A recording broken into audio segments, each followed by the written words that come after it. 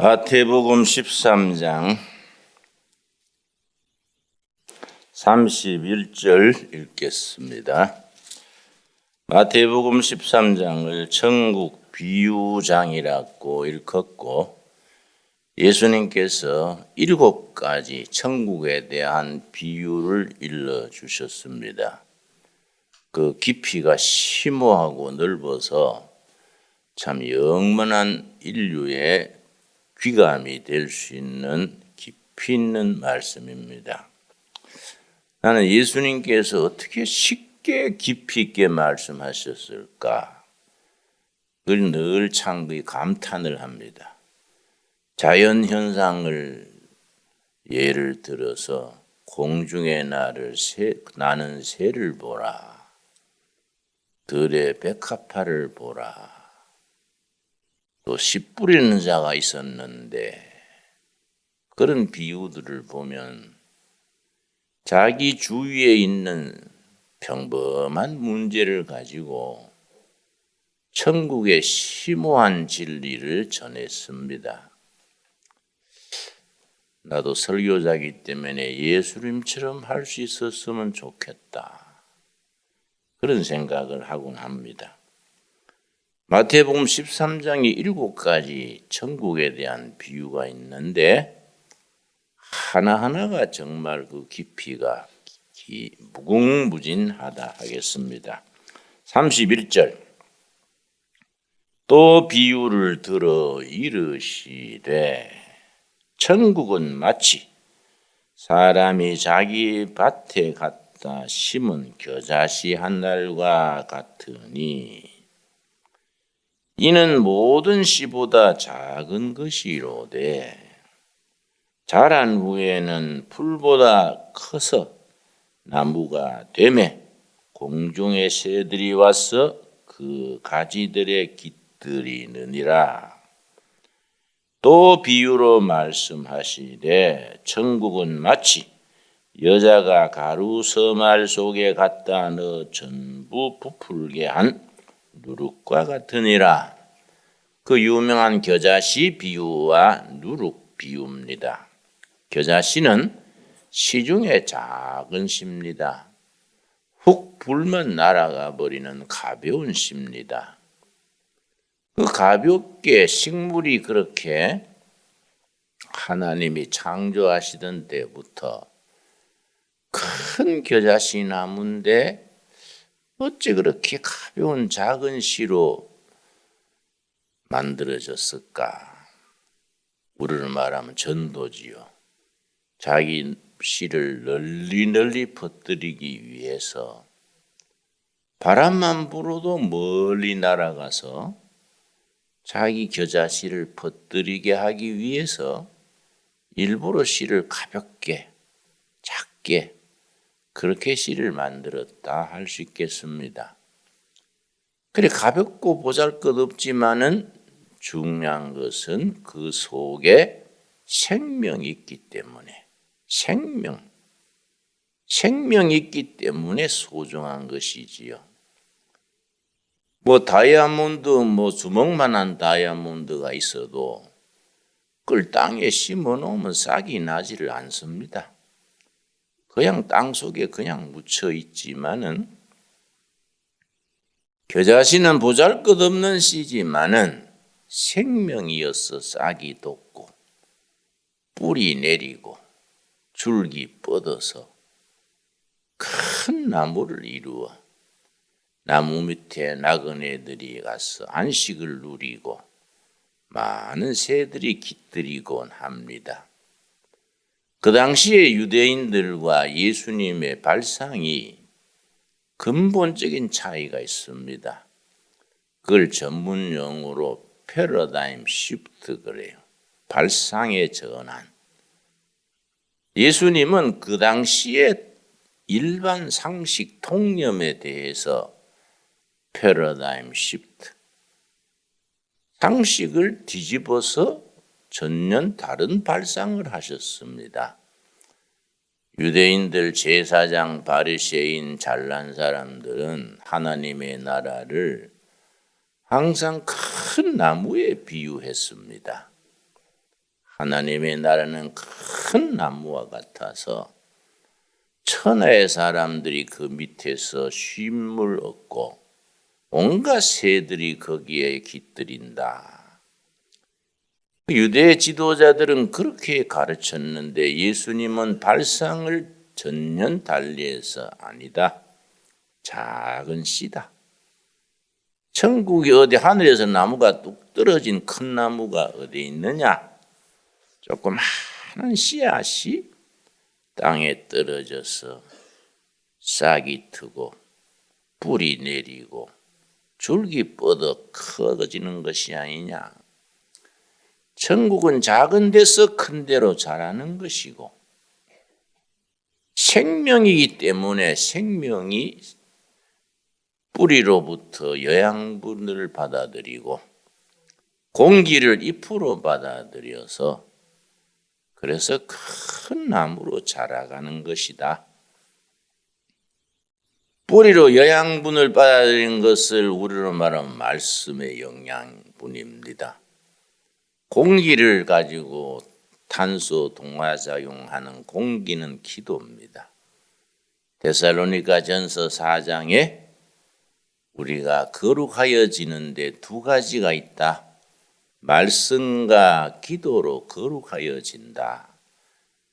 그렇게 말씀하셨듯이 우리는 날마다 겨자씨와 같은 나무가 자라가는 것이 우리들의 신앙입니다. 겨자씨가 자라는 데는 두 가지가 필수 요소지요. 뿌리로 영양분을 빨아들이는 말씀에 그 잎으로 공기를 빨아들이는 기도로 말씀과 기도로 우리의 작은 믿음이 초신자 때야 다 보잘것없는 믿음이지요. 그러나 말씀과 기도를 날마다 섭취하면서 자라게 됩니다. 말씀이 부족하면 영양실조가 걸립니다. 공기가 부족하면 나무가 말라 죽어버립니다.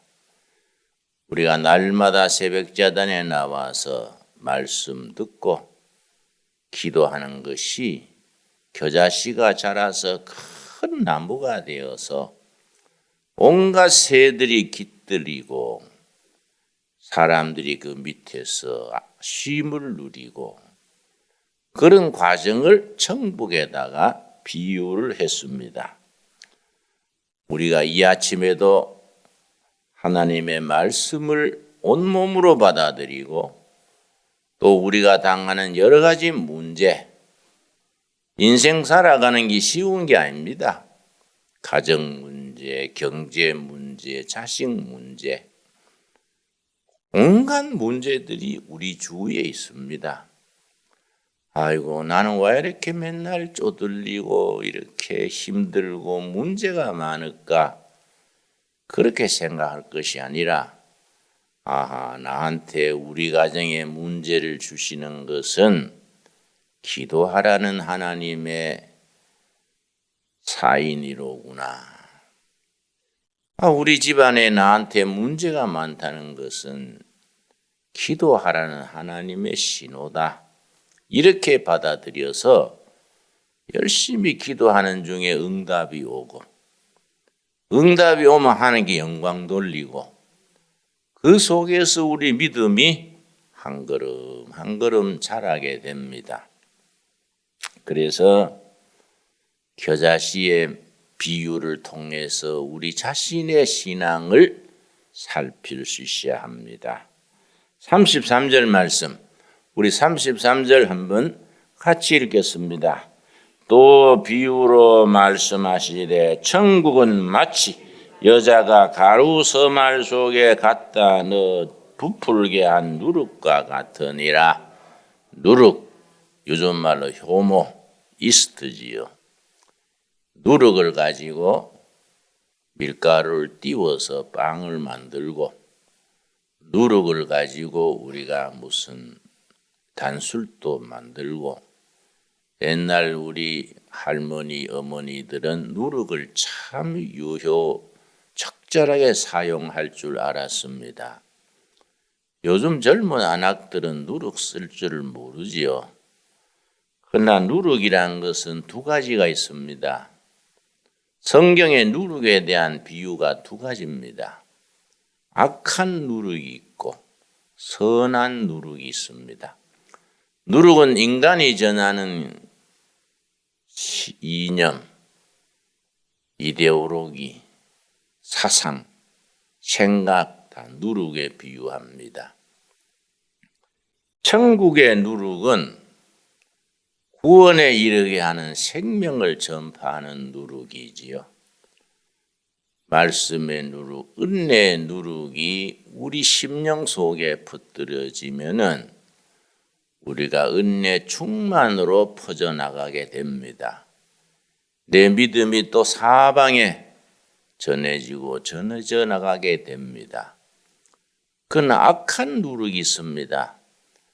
나쁜 사상, 오염된 사상이 퍼뜨려지면은 사람들이 거기에 따라갑니다. 우리나라가 참 그동안에 국민 교육을 잘못한 것이 초등학생, 중학생 어린 나이에 나쁜 누룩을 가진 선생들이 나쁜 누룩을 퍼뜨려서 지금 세종로에 가면은 김일성 만세 깃발이 붙어 있고 공산당 찬양하는 그런 모임까지 있고 김정일 환영합니다. 김정은이지요. 김정은 환영하는 모임이 있습니다. 나쁜 누룩이지요. 그런 누룩들이 퍼져나갑니다. 그러나 그런 누룩을 꺾고 참 누룩, 나라 살리고 영혼 살리고 후손들을 복되게 하는 누룩은 교회가 가지고 있습니다. 말씀의 누룩, 진리의 누룩을 우리가 열심히 퍼뜨리고 다녀야 됩니다. 그게 교육이고 전도고 우리 신앙인들이 무슨 직업을 가지고 어떻게 살든 우리 심령 속에 천국의 누룩을 퍼뜨릴 수 있는 사명을 감당해야 됩니다. 그러니까 우리가 전도하는 것도 마을 가정에 누룩 퍼뜨리기고 교육하는 것도 학생들에게 영혼들에게 좋은 누룩 퍼뜨려서 그 좋은 누룩이 천국 누룩이 나라에 차고 넘치게 하는 거 아니겠습니까? 우리 심령 속에 이 천국의 누룩 비유가 잘 퍼져서 가정에서 마을에서 가는 곳마다 일터에서 이 누룩을 퍼뜨려서 악한 누룩, 인간 영혼을 오염시키고 나라가 병들게 하고 사회가 나쁜 사람들이 사회를 휘두르는 그런 누룩을 막아내야 될 사명들이 우리에게 있는 것입니다. 그래서 겨자씨 비유와 누룩 비유는 우리 현실 속에서 예수님이 주시는 참 실제적이고 깊이 있고 우리가 감당해야 될 비유라 할 수 있겠습니다. 우리가 오늘 또 우리 속에서 이미 자라고 있는 누룩을 잘 발효시키는 데는 열이 있어야 됩니다. 보통 바이러스나 좋은 균이 발효되는 데는 25도에서 35도 그 정도 온도가 있어야 됩니다. 추운 데서는 누룩이 발효가 되지 않습니다. 그래서 옛날 우리 어머니들이 누룩을 만들 때에 밀가루를 잘 누룩을 해서 아랫목에 따뜻한데 이불을 덮어둡니다. 열을 받도록.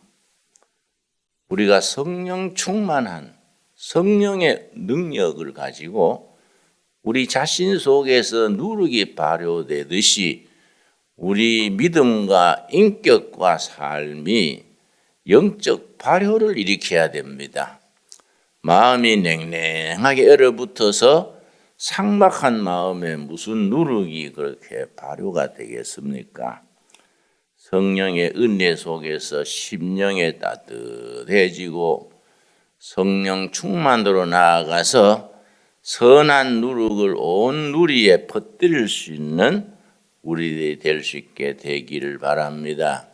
신앙생활을 어려운 데 찾지 말고 소박한 데서, 가까운 데서, 실질적인 데서 우리 자신의 믿음을 되돌아보고 우리 생명이 있는 겨자씨의 믿음이 되고 우리 따뜻한 온도 성령 안에서 누룩이 발효가 돼서 그걸 세상에 퍼뜨려 나갈 수 있는 선한 누룩을 가꾸어 나가는 우리 믿음이 될 수 있게 되기를 바랍니다. 환경을 탓하는 것은 신앙적이 아닙니다. 영적인 사람들은 환경과 조건을 극복합니다. 요셉은 감옥에 있으면서도 하나님을 찬양했고 욥은 온갖 피부병, 기와장으로 그 피부를 푹푹 끓는 가려움 중에서도 하나님을 원망하지 아니하고 찬양했습니다. 믿음의 선배들은 환경과 조건을 극복했습니다. 히브리서 11장을 믿음장이라 하는데 믿음에 성공한 선조들의 얘기가 이 11장 전체에 이어집니다. 저 아브라함에서부터 계속해서 믿음의 조상들의 얘기가 나오는데 그 믿음으로 잘 먹고 잘 살았다는 말은 한마디도 없습니다. 전부 고난당한 얘기입니다. 세상 사람들은 감당하지 못할 극심한 시련과 고난 속에서 자기 믿음을 드러내서 하나님의 나라를 겨자씨가 자라서 큰 나무가 되듯이 믿음으로 세상을 이긴 이 사람들의 얘기가 히브리서 11장 믿음장입니다. 이 새벽에 우리에게 겨자씨 하나일 만한 믿음이 자라서 3년 후에 5년 후에 천국 가기 전에 큰 나무를 이루어서 많은 영혼들이 거기에 안식을 누리고 많은 생명들이 깃들일 수 있는 축복된 우리들이 되어질 수 있도록 기도해서 응답받는 시간 될 수 있기 바랍니다. 기도하겠습니다. 하나님 감사합니다. 이 새벽에도 눈 속에 우리가 주님 전에 나와서 마음을 열고 찬양합니다. 말씀을 듣습니다. 기도드립니다. 우리 속에 겨자씨 하나일 만한 믿음이 시작되어 뿌리 내리고 열매 맺고 말씀의 영양분을 받아들이고 기도의 공기를 받아들여서 거룩함으로 나아가게 하여 주시옵시며 천국을 이루어가게 하여 주시옵시며 우리 속에 하늘의 누룩이 우리가 좋은 영양분 속에 성령의 은혜 속에 발열되어서 좋은 누룩이 되어 세상을 변화시켜 나갈 수 있게 하여 주시옵소서. 감사드리며 예수님 이름 받들어 기도드렸사옵나이다. 아멘. 하늘에 계신 우리 아버지여 이름이 거룩히 여김을 받으시오며 나라 임하옵시며 뜻이 하늘에서 이룬 것 같이 땅에서도 이루어지이다. 오늘날 우리에게 일용할 양식을 주옵시고 우리가 우리에게 죄 지은 자를 사하여 준 것 같이 우리 죄를 사하여 주옵시고 우리를 시험에 들지 말게 하옵시며 다만 악에서 구하옵소서. 나라와 권세와 영광이 아버지께 영원히 있사옵나이다. 아멘.